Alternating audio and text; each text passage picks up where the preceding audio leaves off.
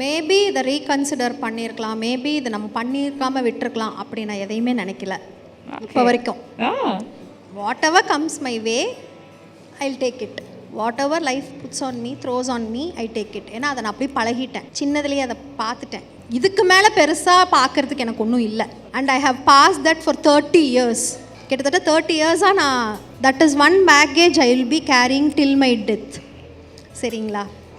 அதனால் இதுக்கு மேலே ஏதாவது நான் ஒரு டெசிஷன் தப்பாக எடுத்து அது அச்சச்சோ அப்படின்னு ரிக்ரெட் பண்ணவே மாட்டேன். இது வரைக்கும் நான் பண்ணினதே கிடையாது, ஃபார் ஷுர் பண்ணது கிடையாது.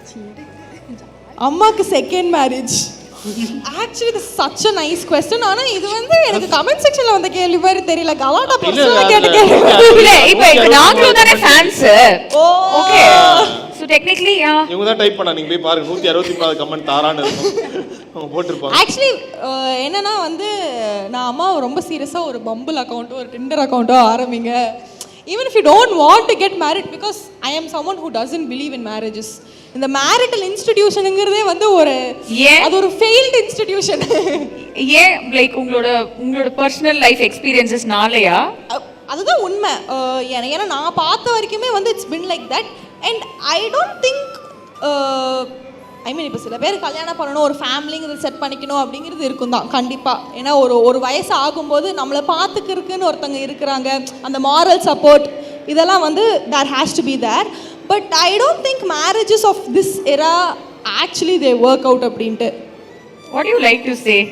ஒருவேளை ஸ்னேகா சொல்றாங்க எனக்கு கல்யாணமே வேண்டாம், எனக்கு கல்யாணம், அவங்களே எனக்கு கல்யாணம் பண்ணி வைக்க மாட்டேன்னு சொல்லிட்டாங்க.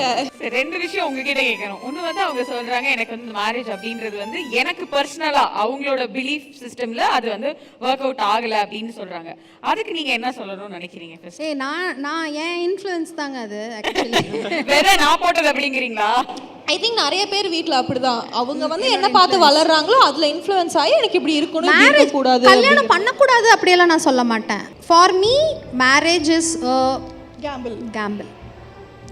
உங்களுக்கு கிளிக் ஆச்சுன்னா வேற லெவல், ஃப்ளாப் ஆச்சுன்னா வேற லெவல். நீங்க எப்பாச்சும் உணர்ந்தீங்களா ஒருவேளை ஓகே நம்ம மேரேஜ் ஏன்னா எல்லாருக்குமே அந்த திருமணம் நாட் பண்ணும்போது அது அவ்வளோ கோடி கோடி ஆசைகளோட இருக்கும். ஆமா ஆமா, நீங்க சொன்ன மாதிரி okay my marriage is a failure அது எப்பயாச்சும் உணர்ந்தீங்க?